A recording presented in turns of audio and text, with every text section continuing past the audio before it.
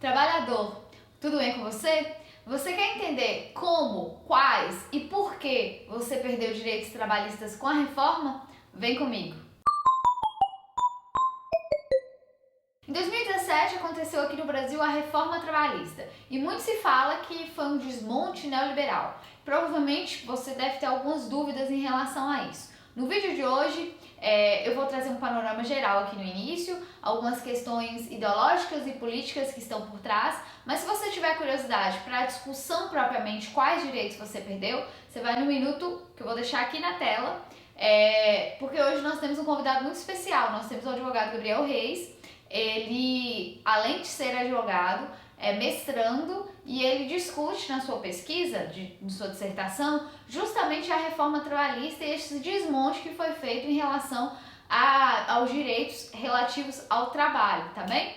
Então, nessa série que a gente está fazendo aqui de precarização do trabalho, eu falei para vocês sobre neoliberalismo e sobre Estado do bem-estar social. Quando eu falei de Estado do bem-estar social, eu falei que é esse Estado atuante e falei também da dimensão dos direitos sociais e expliquei que os direitos trabalhistas são direitos sociais que são garantidos na nossa Constituição. Esse Estado social, ele tenta conciliar capitalismo com democracia. E ele está muito calcado lá na ideologia de Keynes, né? Ele foi um economista e ele falava muito dessa necessidade da intervenção estatal. Por que eu estou falando tudo isso? Vocês vão entender. Nossa Constituição, ela garante os direitos sociais relativos ao trabalho. Inclusive, eu quero fazer um vídeo só sobre Constituição para vocês entenderem. Aqui, esses direitos que são constitucionais, eles são mais protegidos, de uma maneira bem simplória aqui para vocês. A nossa Constituição, ela institucionalizou esse Estado social que eu falei com vocês. Tudo bem, fechamos aqui o primeiro raciocínio. Só que aí, tem um autor que chama Boaventura de Souza Santos, que ele fala assim, pessoal, quando a União Soviética caiu também o Estado, representou o fim do Estado social. Por que ele está falando isso? O que isso tem a ver aqui com nossa discussão?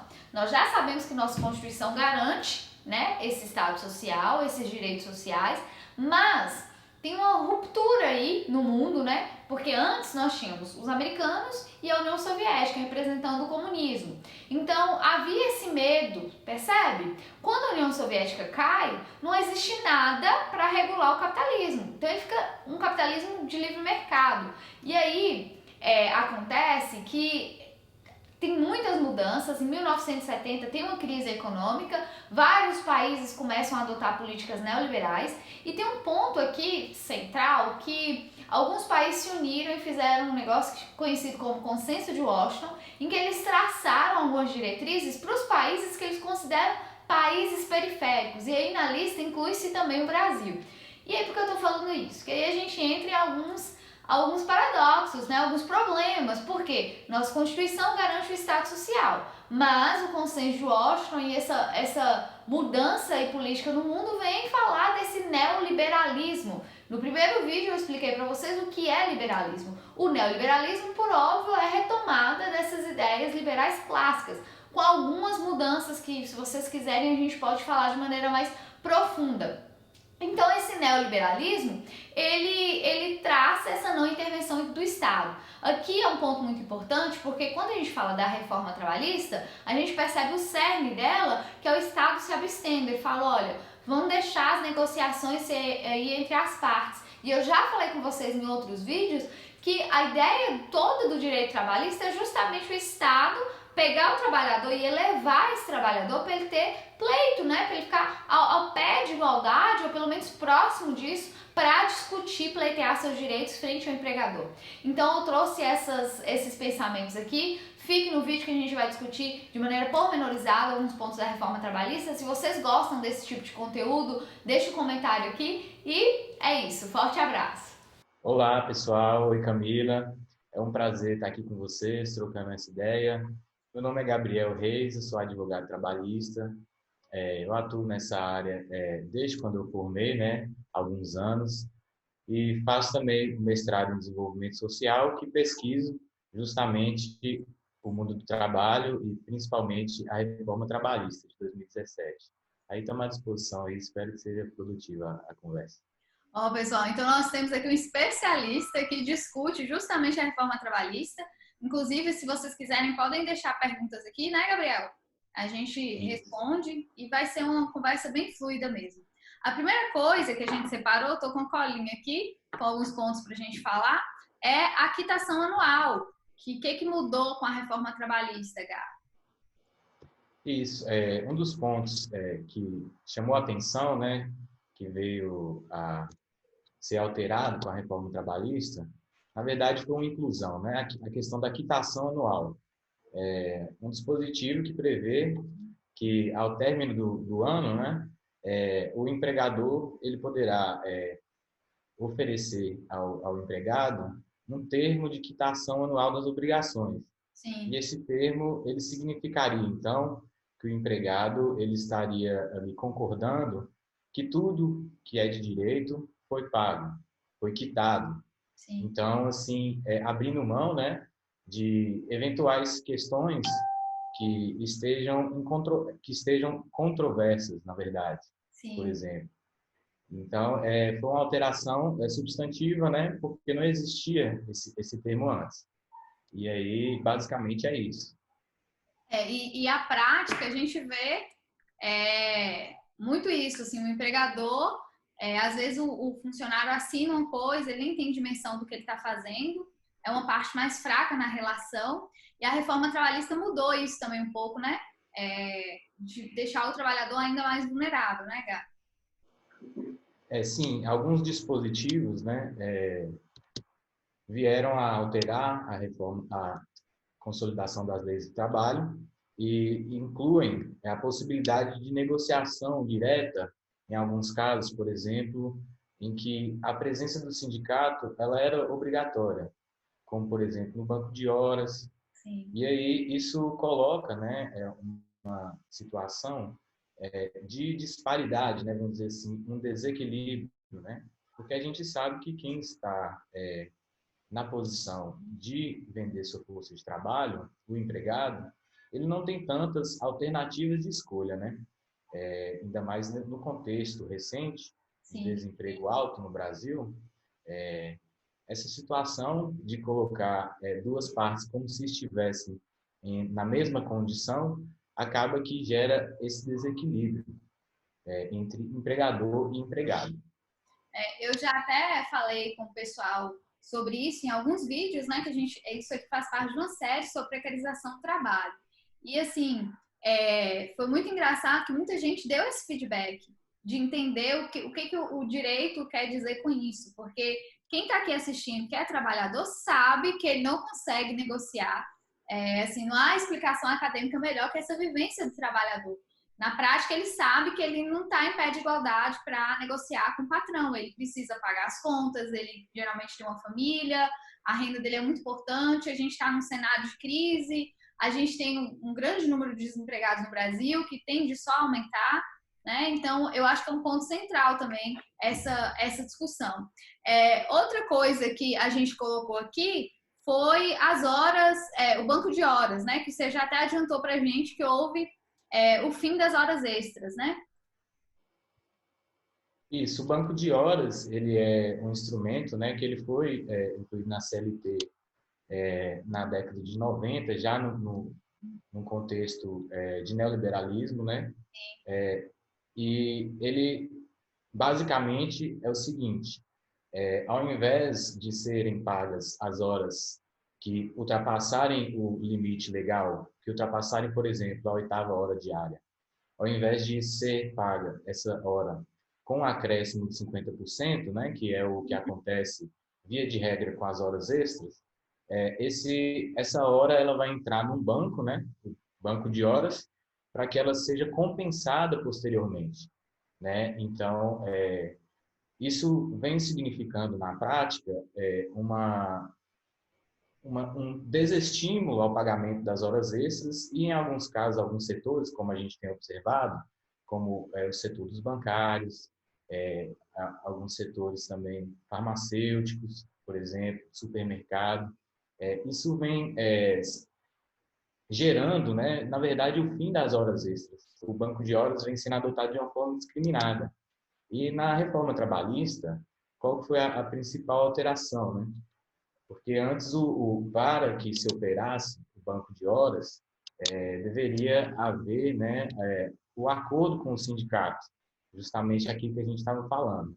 Sim. E aí, a reforma trabalhista, ela veio flexibilizar, né, essa questão, a compensação, e incluiu, né, o parágrafo 5º no artigo 59, ampliando o mecanismo, Sim. inclusive sendo possível a implementação do banco de horas por acordo tácito, que é o acordo que ele não tem nem papel, né? É o Não é acordo nem falado, escrito. pessoal, Isso. não te É falar. o acordo falado e que muitas vezes, né, ele pode ser configurado de maneira hoje nós vamos fazer assim, continua e acaba que isso vira uma regra, Sim. tacitamente ali. É. E aí você percebe, se você é trabalhador, conta pra gente se na sua empresa houve essa mudança, se você se sentiu prejudicado com isso, comenta aqui embaixo, porque é algo que aparece, apesar de parecer simples, né, gera sim mudança efetiva. Quem é trabalhador e sabe a diferença que é de ter banco de horas e ter horas extras, né? O Cá, tem uma questão interessante, né, no banco de horas, que é a seguinte: em tese, parece que há uma compensação justa, né? Que há, vamos supor, vai ficar elas por elas, no Sim, popular, né? Só que tem uma questão que é interessante. O Marx, em sua obra, ele traz um conceito que é o desgaste exponencial da força de trabalho a partir do avançado horário, né? Então, aquele desgaste que o corpo ele tem nas primeiras horas de trabalho, ele não é o mesmo das últimas horas. A partir de certo momento, esse desgaste ele passa a ser exponencial, ou seja, essa compensação de você trabalhar, por exemplo, a 10ª hora e depois ser compensado como se fosse uma hora normal, ela nega, né, essa questão do desgaste exponencial. sim. Então, na verdade, a compensação não é exatamente uma compensação por si só. Muito interessante você citar o Marx. E assim, eu vou dar um exemplo que vai ficar bem claro assim para você o que o Gabriel falou. Imagina, você entrou no serviço lá às 7 horas, você tá ali no gás, às vezes nem tá tão no gás assim, mas você tá ali trabalhando ok. O cansaço que você tem de 7 a 8 é um, mas o cansaço que você tem já lá às 19 horas, vamos supor, é muito diferente do que você teve no início ali do seu trabalho. Vocês sabem o que eu estou falando. E é muito engraçado quando a teoria realmente encontra com o que a gente sente, né? Então, você que é trabalhador, eu tenho certeza que você tem noção disso que a gente está falando, né? Como que é cansativo essas horas extras, né? Depois de um dia, de uma jornada puxada de trabalho. Outra coisa que a gente deixou aqui para falar para vocês é sobre o intervalo de refeição, né, Gá? Eu tô colocando muito pro Gabriel falar, porque ele pesquisa isso, gente, a reforma trabalhista. A gente está com uma pessoa que está fazendo a sua pesquisa diariamente, né, que gira em torno disso, seja pelos teóricos, pelo marxismo, seja na prática, né, Gá? E o que você acha que prejudicou o trabalhador com esse intervalo de refeição? O que mudou, assim? A questão do intervalo, né, havia uma exigência maior e a exemplo de outros artigos, né, foi flexibilizado, ou seja, foi diminuída a exigência de um intervalo mínimo, né, a importância de um intervalo. Então, o intervalo, ele, a partir da reforma trabalhista, ele pode ser de 30 minutos, mediante acordo, e se ele não for concedido ou concedido parcialmente, o funcionário ou empregado ele vai ter direito somente ao tempo em que não foi concedido o intervalo. Vamos traduzir um pouco. Antes, se você tinha 1 hora de intervalo Sim, e você fez basicamente 20 minutos ali, o tempo necessário para comer, você iria ter direito a receber 1 hora cheia extra. Acontece que depois da reforma você não vai ter. Se você almoçou 20 minutos, você vai ter direito apenas aos 40 minutos, se, no seu caso, for aplicado o intervalo de 1 hora. Sim, deu para entender, pessoal? A outra coisa é sobre o trabalhador autônomo, né, Gá? Que a gente separou aqui para falar. Isso. Essa questão ela remete um pouco ao que é considerado relação de emprego, né?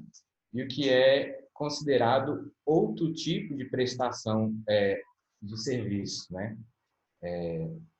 Porque a CLT, as normas constantes na consolidação das leis do trabalho, que são esses direitos trabalhistas, eles abarcam a situação de empregados, né? Que são determinados requisitos que são exigidos para que se configure essa situação. Acontece que, visando afastar essa questão de ser configurada uma relação de emprego, muitas vezes é contratada a pessoa como a famosa PJ, né? A pejotização, né, do empregado, e isso visando pagar menos, né? Menos direitos do que ele teria se fosse realmente considerado empregado. E aí a questão do trabalho autônomo é sobre isso. A depender, mesmo se o empregador colocasse que você era autônomo, que você não tem direito a todos os direitos do empregado, isso poderia ser desconstituído mediante uma ação judicial que você comprovasse que estavam ali presentes os requisitos da relação de emprego. Acontece que a CLT veio flexibilizar e colocou que flexibilizou alguns desses requisitos, como, por exemplo, a continuidade, né, e a exclusividade. O trabalhador autônomo que, que presta o serviço com continuidade e com exclusividade, por si só, não vai ser enquadrado como uma relação de emprego. Então, flexibilizou, né, ou seja, ampliou o rol daquilo que não é considerado relação de emprego. O que você pode entender aí no seu dia a dia, né? Antes, para ser considerado, o que é uma relação de emprego, né, Gá? Vamos pontuar. Quais são os requisitos para ser considerado uma relação de emprego? Exclusividade, subordinação, o que mais, Gá? A Exclusividade, não, subordinação. Oi? a não eventualidade, né, que pode ser Né? Sempre sinônimo de continuidade, né? isso.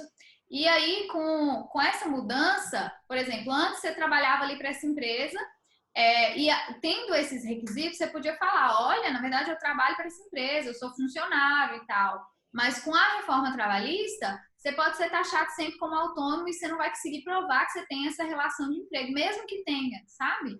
Mesmo que você cumpra esses requisitos. Outra coisa que a gente separou para falar aqui, que é independente do tempo de serviço, a rescisão não necessita mais ser homologada pelo sindicato.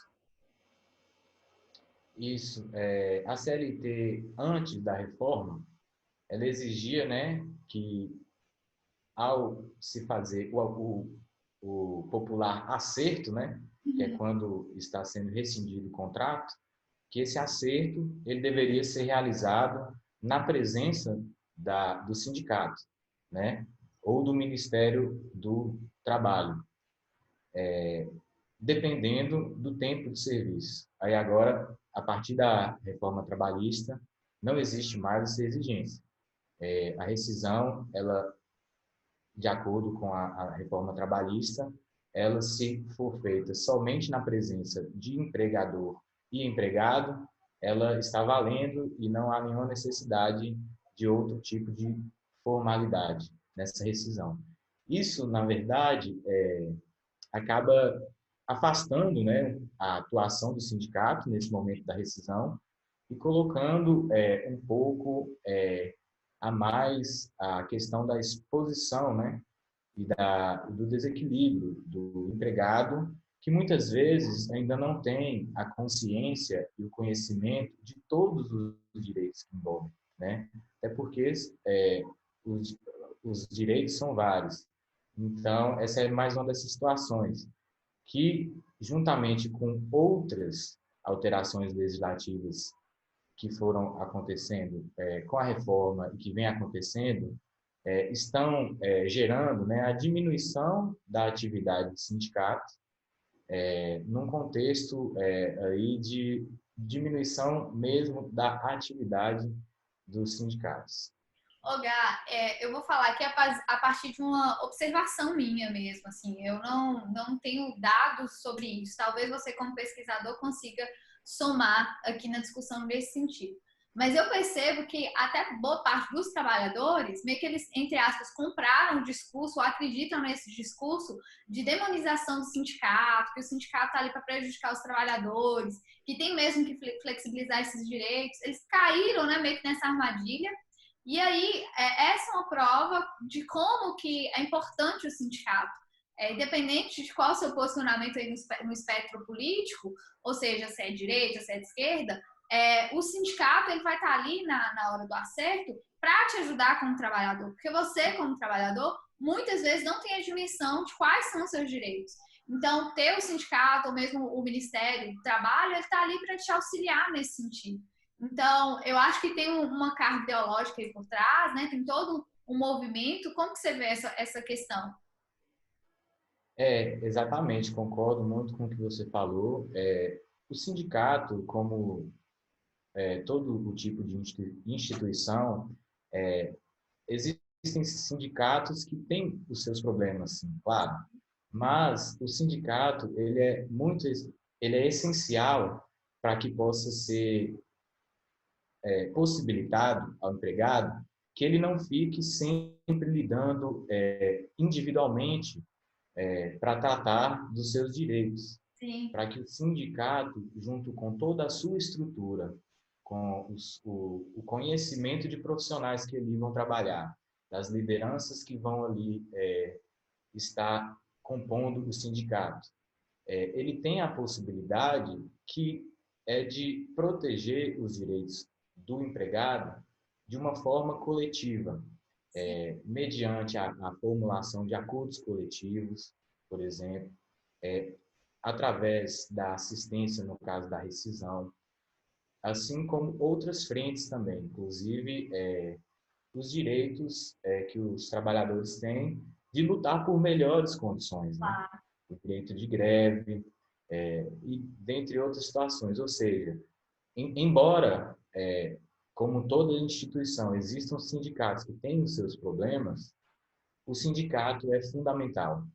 Sim. E não é por causa de alguns problemas que a exceção vai virar regra, né? E aquele famoso, você não joga fora o bebê com a água suja do banho. Então, o sindicato é muito importante e na defesa dos direitos dos trabalhadores, principalmente na possibilidade de ser feito de maneira coletiva e não somente individual, diminuindo um pouco o desequilíbrio que existe entre capital e trabalho. A gente já até falou isso aqui, eu falei com o pessoal em outros vídeos sobre isso, como que é difícil eu, como trabalhadora, tentar negociar com meu patrão. Agora eu, como classe, né, e me sentindo pertence a essa classe, é muito diferente, né? A força dos trabalhadores como classe. Aqui, gente, eu vou... pode parecer até bobo, mas vocês já assistiram aquele filminho das formiguinhas? As formiguinhas passaram o filme inteiro com medo do gafanhoto. Até que um dia elas descobriram que se elas se unissem, como elas eram muitas formiguinhas, né, no filme, elas conseguiam facilmente derrubar o gafanhoto. Então, não estou falando, fazendo apologia à revolução nem nada disso, derrubar o patrão. Mas é nesse sentido de que o trabalhador como classe e sendo aí ajudado, né, assistido pelo sindicato, ele tem muito mais força de negociação. Isso, assim, indubitável, né? Independente de você criticar uma ou outra atuação do sindicato, igual o Gabriel colocou, o sindicato pode ajudar muito, como fazia, né? Nessas negociações, não deixando o trabalhador tão vulnerável. Outro ponto aqui é que a gente já até falando sindicato, é que a contribuição sindical, né, agora também houve mudanças, né? Ela só pode se for com autorização expressa pelo trabalhador. Você, como pesquisador, Gá, o que você tem a nos dizer sobre isso? Bom, na verdade, a gente enxerga isso dentro de um contexto, né, de política neoliberal. E, Agora, em outro momento, né, vamos dizer assim, mais que a gente percebe, né, por exemplo, voltar um pouquinho na questão da reforma trabalhista, né? A reforma, ela foi um conjunto de alterações na lei muito significativo, né? O maior conjunto de alterações de uma só vez, né? E ele foi pautado pelo partido PMDB e outros partidos que defendem a ideia do neoliberalismo e do liberalismo econômico. Então, dentro dessa perspectiva está a diminuição da atividade dos sindicatos.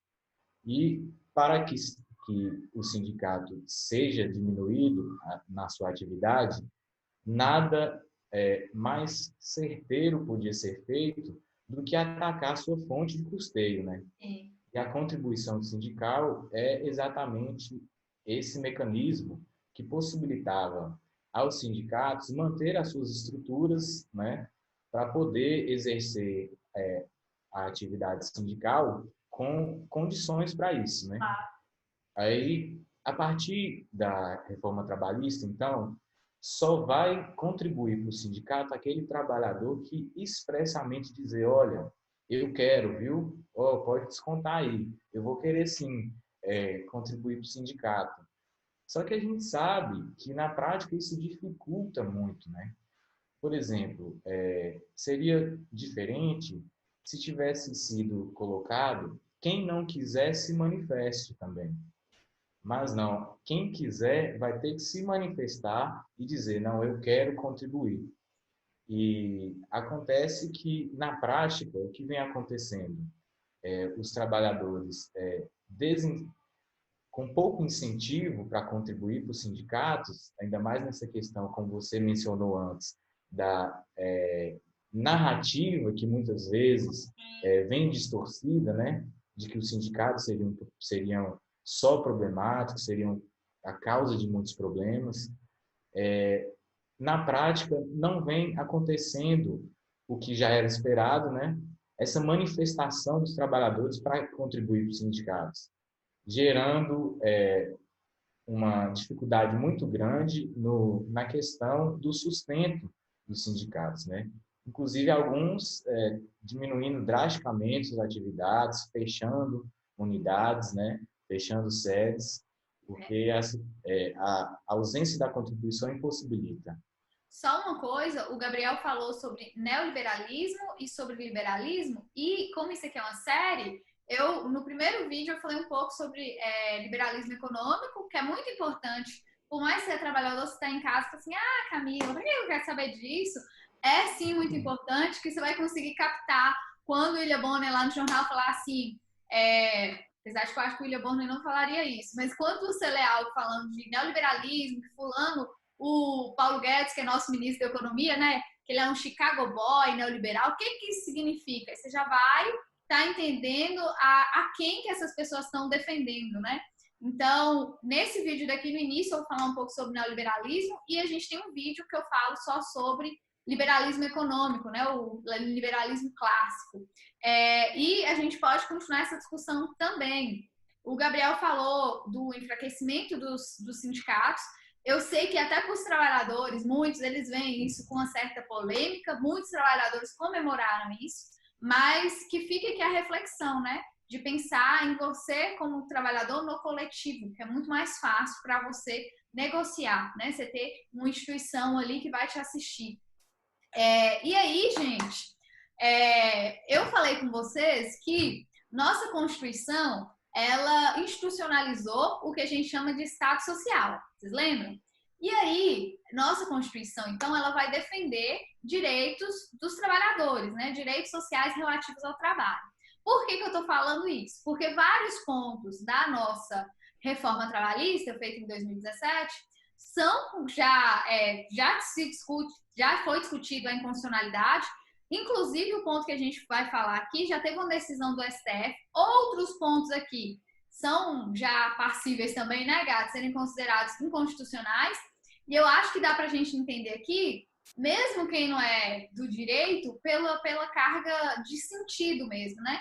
Ora, se nossa Constituição ela garante esse Estado social, direitos sociais relativos ao trabalho, como que a gente passa uma reforma que tem teor neoliberal? Assim, a gente já dá para ter um senso crítico que algumas coisas estão um pouco erradas, né? E aí a decisão que foi já considerada constitucional é que na reforma, a mulher poderia trabalhar em atividade insalubre. E o STF, que tem a função de guardar a nossa Constituição, falou, opa, galera, isso aí é demais, né? Isso aí é inconstitucional. Teve essa ação direta de inconstitucionalidade, foi feita pela Confederação Nacional dos Trabalhadores Metalúrgicos. E aí, Gá, o que você pode falar sobre esse ponto aí pra gente? Bom, um exemplo do que a gente vinha conversando, né? A importância, por exemplo, de uma entidade como a Confederação Nacional dos Trabalhadores Metalúrgicos, que foi ao STF, né? Assim, a exemplo de outras várias entidades que historicamente e sempre estão acionando, né? A Corte Suprema para que possa avaliar a inconstitucionalidade de alguns dispositivos, algumas partes, né, da reforma. E essa questão foi uma das mais polêmicas, mas foi mantida por quem elaborou e quem aprovou a reforma trabalhista na época, que era a situação da permissão da mulher grávida trabalhar em situação insalubre. O que é a situação insalubre? A situação insalubre é aquela na qual você está exposto a riscos à sua saúde, né? Por exemplo, se você trabalhar exposto a um ruído excessivo, pode causar problema na sua audição. Se você trabalhar em contato com elementos químicos que possam trazer alguma reação no seu organismo, ou alguns outros exemplos também, como calor excessivo e por aí vai. Aí já imaginou a permissão de uma mulher gestante, uma mulher grávida, trabalhar se expondo ao risco da sua saúde, né? Aí o STF julgou inconstitucional e foi esse dispositivo, então, já não vale mais.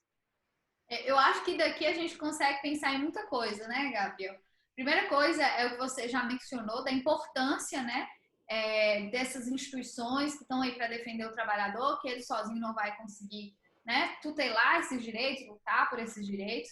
A segunda coisa que eu acho que dá para a gente entender é a importância dos poderes, né? Não deixar só. Estão falando aí de fechar o Congresso, de fechar o STF. E aí, a gente vai ir para onde? Né? A importância desses poderes que exercem aí contrapesos. Fala, opa, você está CCD, e aí vem o outro poder.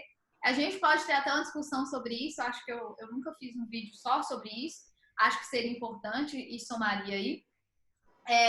E novamente, assim, salta aos olhos para a gente como que deixar as coisas livres, né? Podem ser muito prejudiciais para o trabalhador. Porque, vamos supor, eu sou empresária, aí eu tenho lá a minha super empresa e tudo mais. Aí é permitido que grávidas trabalhem em local insalubre. Dificilmente você vai ter um empregador que vai pensar assim, poxa, a Maria tá ali grávida, eu não vou deixar ela trabalhar naquele local ali, porque pode prejudicar o bebê, né, que ela tá esperando e tal. E assim, a gente não pode esperar essa moral dos empregadores. Aqui ninguém tá falando, fazendo juízo de valor, falando que o empregador é malvado e que ele tá ali sempre conspirando contra os trabalhadores. Não é isso. Mas é que cabe ao Estado fazer essa defesa dos trabalhadores. Porque se você deixa tudo livre, você, na prática, você vai ficar desamparado. Principalmente quando a gente pega mega empresas que às vezes não tem um controle, ou às vezes tem um controle, né? Mas é permitido. E o ponto central é que a empresa visa o quê? A empresa visa o lucro. Então, eu acho que é uma discussão aí que faz a gente pensar em várias perspectivas do direito, da nossa sociedade, como que as coisas são construídas. Outra coisa que a gente separou aqui para falar com vocês, e essa, assim, eu acho que é uma das piores, né, Gabriel? Que é o pagamento de custas e honorários, mesmo pela pessoa que é reconhecida pobre. Gente, isso é um absurdo, né, Gabriel? Foi um dos pontos polêmicos também, Sim, que na reforma, se você pegar o relatório das comissões, né, que elaboraram o projeto na Câmara e no Senado, você consegue perceber ali uma leitura um pouco torta, vamos dizer assim, uma leitura infundada sobre as ações na Justiça do Trabalho, sobre o funcionamento da Justiça do Trabalho. Qual que era a leitura, principalmente das entidades patronais, né? Das federações das indústrias, por exemplo, e dos deputados, legisladores que encamparam esse discurso? Existia uma leitura que era a seguinte: não, tem muita ação na Justiça do Trabalho, a Justiça do Trabalho atua demais, nós temos que conter o número de ações e conter a atuação da Justiça do Trabalho. Isso está lá nas palavras deles. sim, E para fazer isso, qual foi o mecanismo adotado?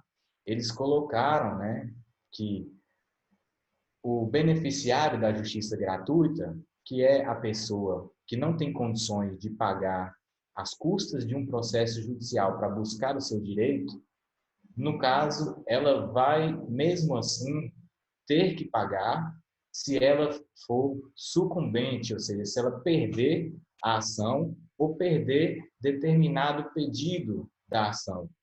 E aí, existe o dispositivo, por exemplo, não, tá bom, ela está pobre agora e não tem essa condição agora, então suspende por 2 anos esse pagamento. Mas se durante esses 2 anos vier a modificar a situação dela, inclusive, por exemplo, se ela ganhar uma indenização ou um outro tipo de ação judicial, algum valor em ação judicial, esse valor poderá ser utilizado para pagar essas custas.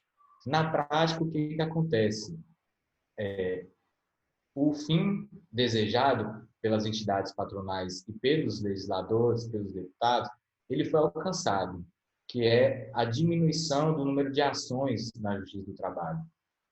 De 2017 para 2018, se a gente comparar, chega num patamar em torno de 30% da diminuição de novos processos na Justiça do Trabalho. Em 2019, com relação a 2018, houve um certo aumento, mas muito tímido, que em 2020 agora voltou a cair. Nós estamos agora no mês de maio, mas se a gente considerar o mesmo período do ano passado, a gente vê que tem novamente uma queda no número de ações, colocando novamente em torno desse patamar de 30% de redução de novas ações.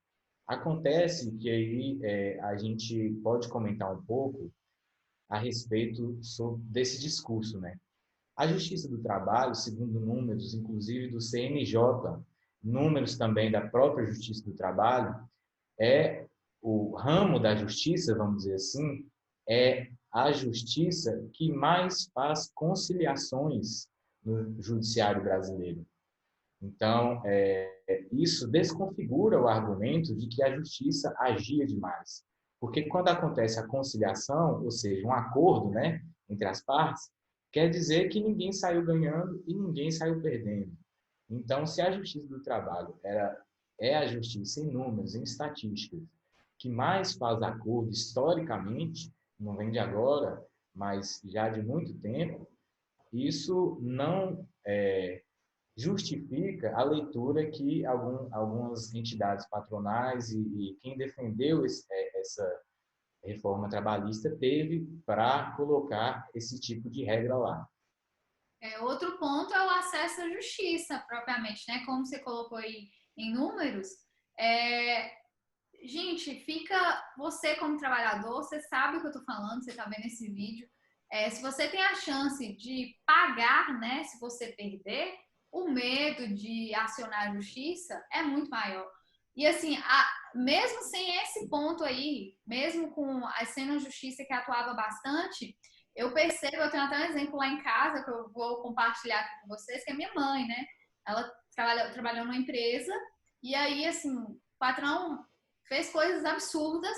E eu falei, ô mãe, vamos, né, acionar a justiça, enfim. E ela já fica ali com aquele sentimento, sabe? Muitos trabalhadores comungam desse sentimento, com medo da justiça e não sei o quê. E Acontece muito. analisar esse dispositivo, né? Então, esse dispositivo ainda piora, acentua esse sentimento que o trabalhador tem de, ao ele lutar pelos seus direitos, tutelar os seus direitos, não é nem pedir nada mais, não. Ele tá sendo, de certa forma, tendo sua imagem maculada como trabalhador, né?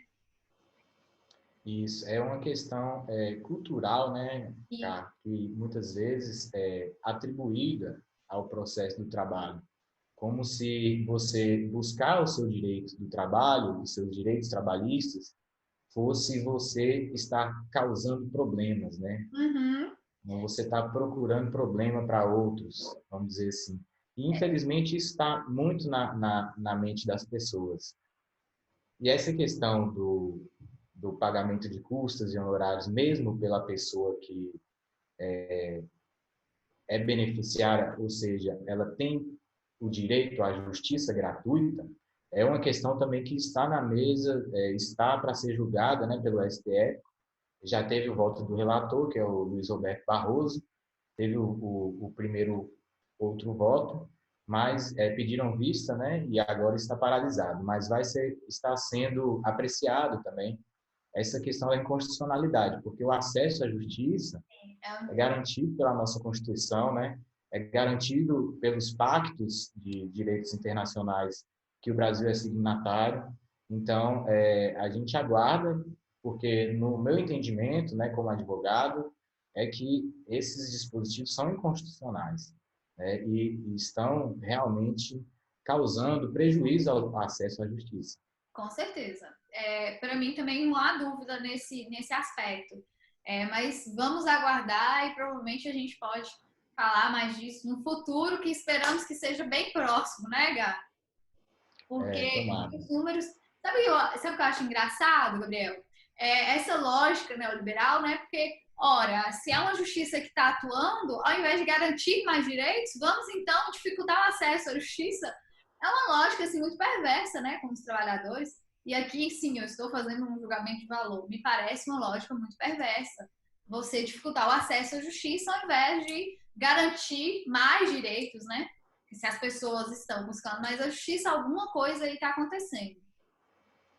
Sim, cara. Uma questão que é uma contradição, né, nesses discursos é, por exemplo, a defesa de que nós temos leis trabalhistas muito antigas, então nós temos que modernizar, porque o mundo moderno não suporta mais tantas leis e tantos direitos. Na verdade, é uma contradição muito grande esse discurso, porque os direitos trabalhistas eles não estavam presentes no início do capitalismo. Na verdade, eles foram sendo conquistados para Sim, que não se para que não continuasse uma situação de extrema indignidade, né, por parte dos trabalhadores. Ou sim. seja, no início do capitalismo é que não tinha direitos trabalhistas. Na vigência do liberalismo econômico, não tinha uma jornada máxima, aí as pessoas eram obrigadas a trabalhar 20, 22 horas num dia, Não tinha salário mínimo. não tinha salário mínimo, crianças poderiam trabalhar em qualquer tipo de serviço, mulheres grávidas, todo tipo de assim absurdo acontecia, porque não tinha direitos trabalhistas. Ou seja, tirar direitos trabalhistas não é modernizar, não é atualizar. Tirar direitos trabalhistas é voltar a uma condição que foi justamente a condição do início de todo esse processo, que Sim, era a condição de muitas situações, né, de penúria vivida pela classe trabalhadora, de sim, doenças, né, de lesões, acidentes de trabalho muito frequentes, né, do adoecimento, morte. sim, sim. Então, É, é uma contradição muito grande. eu não tô com esses números agora, mas você falou e me lembrou algo. Quando eu fiz meu trabalho de conclusão de curso, eu analisei alguns números no Brasil. E a época que foi no governo Lula, mas eu não estou com os números abertos aqui, eu posso deixar nos comentários. Na época do governo Lula, por exemplo, que tinha a CLT e que tinha esses direitos, né, antes da reforma que foi de 2017, a gente teve um pico de taxa de empregos, né? A gente diminuiu a taxa de desempregados e teve um pico de empregos. E aí, como que fica esse discurso? Se na mesma época, né? Porque o discurso deles para vender a reforma trabalhista foi: olha, temos direitos demais e isso está impedindo o Brasil de crescer. Você ter direito, era até cruel com o trabalhador, né? Você ter direito, trabalhador, a ter um salário mínimo, ter uma dignidade, esse direito seu aí que acaba prejudicando o Brasil de crescer, né? Você que está gerando desemprego, você que está fazendo nossas empresas fecharem. E aí, a mesma época que a gente tinha a mesma CLT, a mesma garantia de direitos, foi a época que a gente teve um maior pico de taxa de empregos e menor taxa de desemprego. Eu vou procurar os números, eu não estou com eles aqui, mas eu vou deixar aqui embaixo para vocês. Mas é muito incoerente, né? Não faz sentido você flexibilizar direitos para gerar mais emprego. Não faz sentido. Até porque, desculpa, Gá, você ia falar alguma coisa? Não, pode ficar. Eu ia falar que justamente relacionado ao emprego, porque os números mostram, né, que não houve essa criação de novos postos de emprego Em por causa da 2017. reforma trabalhista. Na verdade, o desemprego ele continuou no mesmo patamar, aumentou timidamente. E o que aumentou, na verdade, de uma forma muito expressiva, foi o trabalho informal, né, que é o trabalho sem direitos básicos. Isso que Uberização, aumentou. por exemplo, né? Isso, exatamente. O que eu ia falar com vocês, só para finalizar, é que até pela ideia de Estado social que a Constituição traz, enfim, a gente tem que pensar a economia como um ciclo, né? Se você retira direito dos trabalhadores e eles têm menos acesso a essa proteção e, por sinal, eles acabam ganhando menos, por exemplo, eles vão consumir menos. Se eles consomem menos, as empresas vão vender menos. E aí vai gerando assim, um efeito cascata de precarização e todo mundo sofre, né? Quem não sofre são os grandes donos do mercado, que são poucas pessoas. Você que é dono de uma padaria aí, que contrata duas pessoas, acredite, você é tão prejudicado, ou talvez muito mais prejudicado, que o seu funcionário com essa flexibilização dos direitos trabalhistas, né, Gabi? Isso, o aquecimento do mercado interno, né, ele favorece aos pequenos e médios empresários, né, Sim, porque quem vai consumir deles são as pessoas que estão aqui, são os claro. trabalhadores, em sua maioria, são as pessoas que estão em relação de emprego. Então, maior salário, maior renda, significa também maior movimento na economia interna. E aí E você a pode estar questão, se perguntando, né? Desculpa, Gabi, de novo eu te cortei. tranquilo, sem problema, pode falar. Não, aí eu falo assim, o trabalhador agora pode estar perguntando, mas a quem que uma reforma dessa atende, né? E aí são blocos, né, assim, econômicos, a pessoas igual o Paulo Guedes, que não sendo só ministro, mas é detentor, faz parte de várias, né, empresas gigantes, né, gente? Não é o João da padaria, não é você que tem uma empresa aqui em Montes Claros, não. É peixes muito maiores, né, Gá? Exatamente. E não existe comprovações, né, fundamentos que comprovam que os direitos trabalhistas é que estão impedindo o país de crescer, ou então estão impedindo a criação de mais emprego. Né? Na verdade, a gente sabe que, segundo a economia, né, a sociologia, isso se deve mais por causa de fatores como, por exemplo, a desindustrialização que o Brasil vem passando há anos, né? A questão da posição do Brasil em suas relações comerciais, né?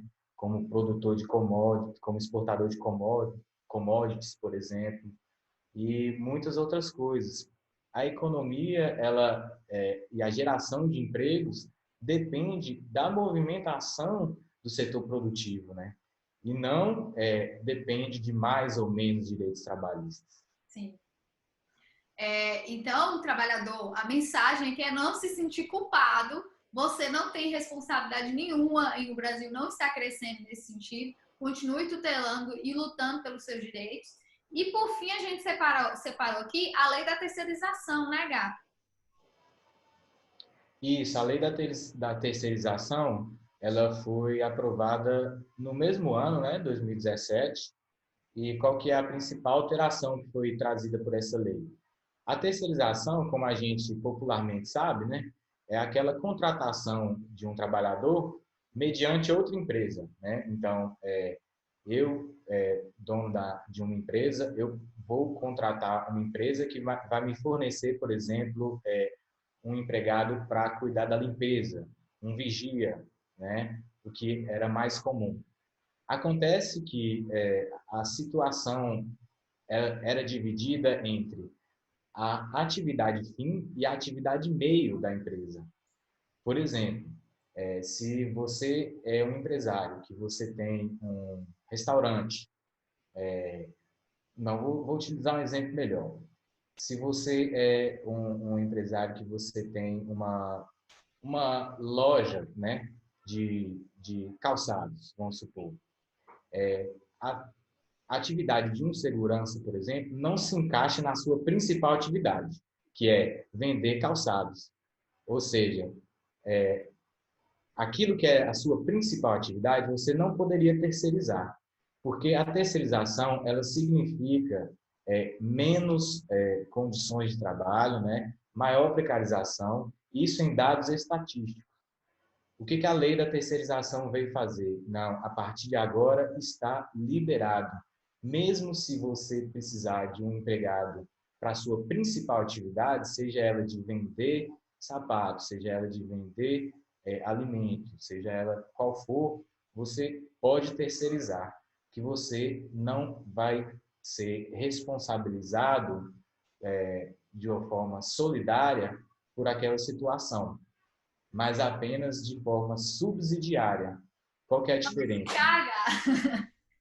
Esses termos, eles são chatinhos, mas infelizmente é o que está escrito, mas é bem assim. Responsabilidade solidária é quando mais de uma pessoa, no caso, empresas, mais de uma empresa, são responsáveis juntas por aquela situação. Ou seja, se ficou faltando o acerto rescisório, se ficou faltando pagamento das férias, qualquer direito, as duas são responsáveis, juntas. A subsidiária não. A subsidiária, a empresa que é a que está contratando uma terceirizada, ela só vai ser responsabilizada caso a terceirizada não cumpra com suas obrigações e se esgotem os meios de cobrá-la na justiça, por exemplo. Uhum. Aí, depois de tudo isso, de tentativa de resolver a situação com a terceirizada, é que vai ser alcançada a empresa que contratou o serviço terceirizado. Sim. Um exemplo que, à época, eu acompanhei, que foi muito forte, foram os grupos de educação, né? Um grupo de educação, por exemplo, ele podia contratar, antes da lei da terceirização, uma empresa para fazer a limpeza, uma empresa para fazer a segurança, como o Gabriel falou. Esses trabalhadores terceirizados, em números, eles têm menos, eles são mais precarizados, né? Eu lembro que eu li sobre que eles sofrem mais acidentes de trabalho, eles recebem menos, enfim, tem toda uma questão de mais vulnerabilidade desses trabalhadores. E aí, essas empresas do bloco de educação, por exemplo, a atividade fim delas era qual? Educação, por óbvio. Então, os professores, antes da lei, eles não podiam ser terceirizados, eles eram protegidos ali pela empresa que contratava. Com a lei da terceirização, eu lembro que grandes grupos, assim, em todo o Brasil, assim que foi aprovado, eles demitiram todos os professores, né? Então, foi isso que representou a lei de terceirização. E aí você terceiriza todo mundo, fica mais fácil para a empresa e mais difíceis para o trabalhador, né, Gá? Sim, exatamente. A gente, mesmo antes, né, dessa lei, já existiam estudos, né, Sim, dados que estão disponíveis na internet facilmente, que demonstram, né, na prática, o que significa a terceirização assim, exagerada, né, a sim. terceirização de forma ampla, Tem que é estudo até da justamente isso. Organização Internacional do Trabalho sobre isso, muito bem feito, inclusive. Eu vou compartilhar com vocês também. E aqui a gente colocou uns pontos extras, né? Gabriel colocou aqui, que foi como se deu a tramitação da reforma. E aqui eu quero falar um ponto com vocês, que eu falei sobre a Constituição, né? A gente até pontuou algumas possíveis inconstitucionalidades e o que já foi julgado inconstitucional. E quando a gente fala de inconstitucionalidade, a gente tem dois pontos. Eu vou tentar deixar bem claro aqui para vocês, que é o material e o formal. Então, um vai ser da matéria mesmo, sobre o que está dizendo. E o formal é como que se deu esse processo, né? Eu estou simplificando aqui, mas eu acho que vai dar para vocês entenderem. E aqui, a reforma trabalhista, a gente percebe que não houve muito esse diálogo com os trabalhadores, né? Que foram os principais afetados, né? Então, como que no Estado Democrático de Direito a gente passa algo assim sem ouvir todos os setores da sociedade, né, Gá? Exatamente. Na verdade, o que aconteceu foi uma tramitação, né, um processo, né, muito rápido, que nem possibilitou, por isso, A organização, ouvir né, dos trabalhadores também. isso. Na verdade, quem foi escutado e foi considerado foram as narrativas e as defesas propostas das entidades patronais, né, das federações da indústria e dos Fiesp, trabalhistas. Exatamente. E aí, com base, muitas vezes, em discursos infundados, como esse aqui que eu falei, sim. que escondem o real intuito da situação, né? Alguns outros mitos, por exemplo, repetidos, inclusive até pelo nosso atual presidente, de que a justiça do trabalho só existiria no Brasil, né? Na verdade, isso é uma mentira, e É isso uma foi empresa muito. deslavada, assim. É inacreditável o cara ter coragem de falar isso na TV. Para qualquer advogado é absurdo ouvir isso. Exatamente, mas foi nesse nível, o tipo de coisa que foi falado. Sim. Como, por exemplo, o Brasil, outra coisa que foi falada, é campeão mundial de ações trabalhistas. Isso consta até numa fala do Barroso. Olha, não existem dados a respeito disso. Não existem comparações a respeito disso que possam sustentar essa fala, né? A Sim. justiça do trabalho existe em diversos países, né? Faz parte desses mecanismos, né? Como você mesmo citou, de proteção social, de bem-estar social, de coesão social. Então, não é uma coisa que foi inventada no Brasil, que é uma jabuticaba, né? Como diz o presidente, que só existe no Brasil. Então, isso Outra é coisa, né? mentira. Coisa de comunista. Por mais que os direitos trabalhistas surgiram sob influência do marxismo, né? Alguns e tudo mais, aqui no Brasil, nossa Constituição institucionalizou o que a gente chama de Estado Social. E o Estado Social ele tem justamente, entre outras coisas, essa ideia de tentar conciliar, por mais difícil que seja, capitalismo com uma sociedade minimamente mais justa, né? Então, assim, para não deixar tudo livre ao mercado. Então, assim, mostra o total despreparo dessas pessoas em realmente ignorar a nossa Constituição. Na verdade, eu acho que nem é despreparo, né, Gabriel? Eu acho que é má intenção mesmo. Acho que eles são mal intencionados. Porque todo esse discurso, esse discurso neoliberal, essas fake news, esses dizeres sem dados científicos, eles não são por acaso, né? Assim você consegue até juntar a própria classe trabalhadora nesse discurso sem ela perceber que ela está reproduzindo algo que na verdade é do seu algoz, né? Que é daquela pessoa ali que está prejudicando ela de maneira fática, assim, né? A gente falou de alguns pontos só da reforma trabalhista e assim foi terrível e eu acho que as pessoas só vão acordar mesmo para o quanto que foi terrível quando elas forem fazer um acerto ou quando já estiver muito mais difícil, a gente retomar para um Estado realmente garantidor, uma sociedade minimamente mais justa, né, Gá? Exatamente. Os direitos trabalhistas, a justiça do trabalho, assim como outros mecanismos, eles servem justamente para isso que você comentou, né? Para que a gente tenha uma sociedade com menos excessos, né? Para Disparidade. que Exatamente, para que não ocorra aberrações como ocorria quando não existiam direitos, né?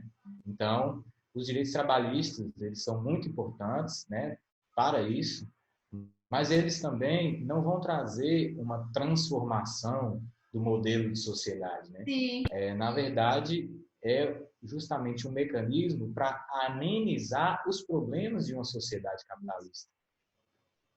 E eu acho que rola muito. A gente está entrando até em outro lado aqui da discussão, mas eu acho muito interessante esse ponto, porque o pessoal confunde mesmo, pensa que direito trabalhista é coisa de comunista, de coisa de revolucionário, e pode até ter surgido sob influência, porque é, havia o Estado Social, né, ele surge, entre outras coisas, pelo medo da revolução, enfim. E por isso que ele garante esses direitos. Então é um pouco incoerente quando o presidente chama a galera que defende os trabalhadores de comunista no Estado democrático de direito, que institucionalizou com a Constituição o Estado Social. E outra coisa que eu quero deixar aqui bem claro para vocês é que tudo que eu e o Gabriel falamos não foi a partir de voz da nossa cabeça, ou a partir do que a gente acha. O Gabriel é mestrando e a dissertação dele é sobre isso. Eu sou um pouco mais tímida nessa pesquisa, eu acho que eu fiz meu trabalho de conclusão de curso nesse sentido e fiz alguns artigos, mas o Gabriel, a dissertação dele, a pesquisa da vida dele é sobre isso. Então, tudo que a gente falou aqui foi com base em pesquisas, né? Em vários momentos a gente citou algumas delas, a gente pode deixar tudo disponível para vocês em PDF que a gente tiver. Enfim, para que vocês realmente pensem e quando vocês forem analisar ou ouvirem notícias, não irem só pelo discurso, que pode ser até agradável e parecer fazer sentido, mas muitas vezes é falacioso quando a gente não analisa números, dados, quando a gente desdenha da ciência. Eu acho que todas as áreas hoje no Brasil estão sofrendo com esse desmerecimento do pensamento mais científico, o pensamento, as questões mais de pesquisa, enfim. É outro ponto que a gente pode continuar falando, né, Gá? Bem por aí mesmo. Acho que a conscientização, né, e a busca, né, por entender melhor essas questões, ela cabe a todos nós, né? E principalmente a quem está envolvido, né? Os trabalhadores, aí por isso eu sempre deixo assim uma mensagem de que por mais que esteja difícil essa situação, para que não fiquem sozinhos, né? Possam sempre estar em coletivos, em movimentos, em sindicatos, né? Buscando realmente fazer valer os seus direitos e lutar por mais direitos, né? Porque os direitos eles são conquistados, eles não são dados simplesmente. Ninguém fala Então assim, é muito hoje importante vou isso. garantir um direitinho ali para esses trabalhadores, não vai atrás não, fica aí dormindo que vocês vão ver, viu, trabalhador? Ó, vamos à luta. É isso aí. Ó, pessoal, eu queria agradecer por você ter visto até aqui. Vocês podem deixar as dúvidas aqui embaixo. O Instagram do Gabriel eu vou deixar aqui. Se você veio do dele, me siga também. Eu queria agradecer muito, Gabriel, né, por ter trago tanto conhecimento aqui pra gente. A gente pode, né, Gá, continuar essa discussão, como eu já falei nos comentários, vocês podem mandar mensagem, se quiserem as pesquisas que a gente citou, igual eu falei algumas de cabeça que eu não lembrava exatamente dos números, posso mandar para vocês também. E você quer falar mais alguma coisa, Gá? No mais, só agradecer mesmo. Eu espero que tenha sido interessante, tenha respondido algumas questões a respeito desse tema que é tão importante, que está sempre envolvido, né, com tensões, com mudanças, com quebras de paradigmas. Então, agradeço muito a oportunidade. Dizer que, apesar de que você falou aí que você não vai muito para essa área, mas que eu tenho percebido uma atuação boa sua nessa área. Você conhece sim, você está sabendo sim, e principalmente nessa perspectiva também interdisciplinar, né? Sim. Estou acompanhando o seu canal e tem sido muito bacana. Acredito que todos nós temos a aprender muito com os conteúdos que você está produzindo, viu? Ah, Muito obrigada. obrigado e estou à disposição para qualquer dúvida, qualquer coisa. Estou à disposição de todos aí. E assim que sua dissertação sair, eu vou querer ler, vou querer, inclusive, se você permitir, publicar no meu site, para todo mundo ter acesso, porque estou bem ansiosa por uma discussão mais profunda da reforma trabalhista. Inclusive, gente, eu esqueci de falar isso, o Ministério Público do Trabalho, ele emitiu várias notas, né, contra a reforma trabalhista, que eu posso disponibilizar para vocês também. Está bem interessante. Tem também, cara, a Associação Nacional dos Magistrados do Trabalho, a ANA-MATRA, Eles que fizeram, né? está, sim, desde a tramitação da reforma até atualmente, eles lançam, né, enunciados, frutos de discussões deles, né, em que eles expõem problemas, né, jurídicos da reforma trabalhista. Então, é Sim. muito interessante também. Eu lembro que foi uma nota deles que eles pontuaram a inconstitucionalidade formal da reforma trabalhista, justamente por não ter esse feedback aí, ter passado rápido, não ter ouvido todos os setores da sociedade, tampouco os trabalhadores que eram os principais interessados, né? Mas no mais, é isso, pessoal. Muito obrigada por ter assistido até agora. Forte abraço e compartilha esse vídeo, viu? Com algum trabalhador.